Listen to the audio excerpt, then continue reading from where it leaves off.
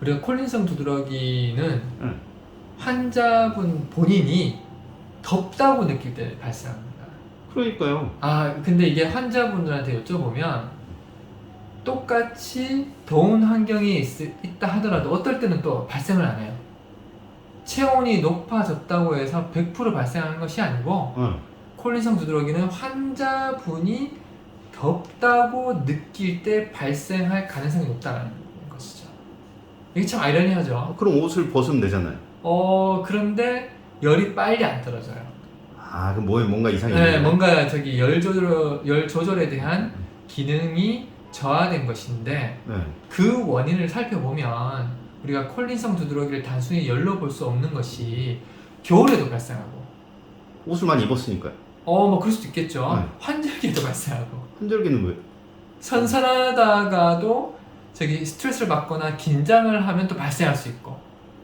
그럼 겨울에 스트레스 받으면 최악이네요. 그럼요. 그러니까 콜린성 두드러기 환자분들이 그 두드러기가 발생하는 패턴이 첫 번째, 두드러기가 발생하기 전에 열감을 느껴요. 덥다 느낀다. 근데 이게 계속 반복하다 보면은 어느 순간 됐을 때 피부가 따끔따끔하다라고 이제 느끼기 시작해요. 그래요? 네. 근데 피부가 따끔따끔하니까 처음에 좀 긁겠죠. 아니면은 뭐 좀 이렇게 피부 상태 보거나. 근데 문제는 그때 바로 또 두드러기 생긴 것이 아니고 이게 계속 반복합니다.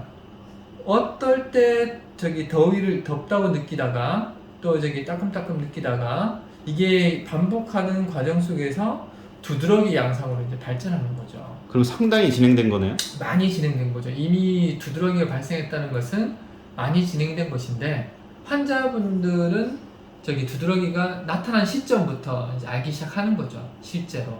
아니, 그러면 그 몸에는 계속 열이 있었다는 거네요, 그러면 어느 정도? 그럼요. 그럼 열은 뭐 때문에 생기는 거예요? 이 콜린성 두드러기 환자분들 특징을 살펴보면 네.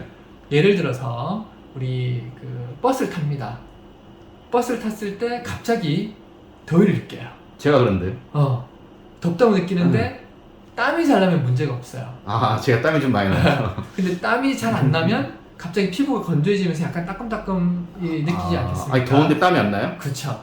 이게 계속 반복되니까. 그러다가 특정 시점에서 피부가 따가움을 느끼고 부풀어 오르는 것을 본인이 이제 알게 됐을 때 그 다음부터가 문제예요. 그 다음에도 또 버스를 타기 전에 이번에 내가 버스를 타면 또 발생하면 어떡하지라는 걱정을 하기 시작합니다. 그리고 버스를 타면 우리 많은 사람들 앞에서 뭐 긴장했을 때 얼굴이 달아오르는 것처럼 그런 심리적인 영향을 가진 상태에서 버스를 타고 더위를 느끼게 되면 영락없이 이제 우리 방금 얘기한 콜린성 두드러기 양상의 모습을 보기 시작하는 거죠. 아니, 그러면 이 세상에 열 많은 사람들 많은데. 네, 그렇죠. 근데 그 원인이 그럼 스트레스예요? 그 열의 원인이?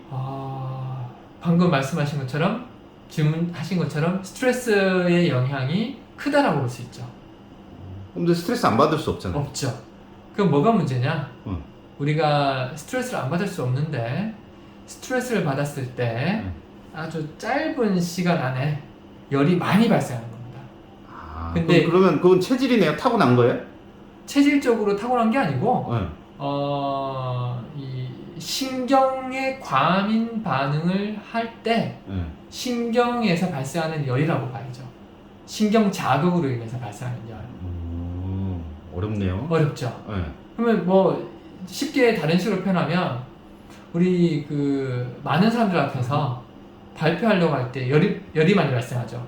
그때 긴장하거나 뭐 걱정하거나 뭐 이럴 때 발생하는 거 아니겠습니까? 그러면 콜린성 두드러기 환자분들이 자주 그런다는 얘기네. 그쵸. 어딜 가서든 어떤 상황이든 뭐 조금만 뭐 당황스러운 상황이 되면 바로. 근데 특이하게 비슷한 환경에서 발생할 가능성이 높아요. 버스에서 발생했다? 그러면 다음에 버스 타면 또 발생할 가능성이 높고 뭐 지하철 타도 또 볼 수 있고. 근데 전혀 지금 뭐 다 같이 있는 더운 환경인데도 그런 환경이 아니면 본인이 긴장하지 않거나 더위를 느끼지 않으면 콜린성 두드러기가 발생하지 않는 거죠. 근데 콜린성 두드러기 환자분들이 자주 하는 실수가 있어요. 뭔데? 뭐냐면은 땀이 나면 네. 콜린성 두드러기가 좋아지는 것을 경험 삼아서 다 알고 있습니다. 아 그래요? 그러다 보니까 증상이 생기면 네. 초반부터 초기에 치료를 시작하는 것이 아니고 땀을 내려고 노력을 합니다. 운동하면 좋잖아요. 네, 운동하면 좋은데 땀을 내려고 노력하는데 이게 아이러니한 것이 열이 많아서 열이 조절되지 않아서 콜린성 두드러기가 생겼는데 네. 땀을 내기 위해서 또 운동을 하는 거죠. 네. 그러면 더 열이 많아지면서 점점점 땀나는 시간대가 늦어집니다.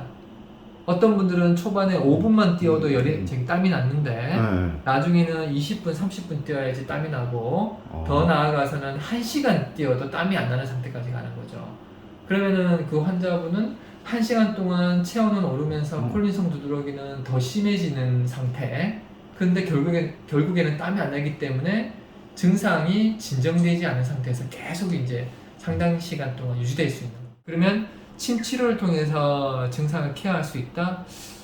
어려워요. 이게 침의 효과보다 실질적으로 열이 떨어지는 효과가 더 빨라야 되기 때문에. 그래서 지금 콜린성 두드러기에서 가성비가 좋은 관리법은 없다. 근본적인 어떤 솔루션은 뭐다? 열을 진정시키는 치료를 해야 된다. 그 방법으로는 저는 한약 처방을 권장해 드립니다. 뭐 굳이 말씀드리면 우리 일상생활에서 할 수 있는 것 중에서 보리차 드시는 거.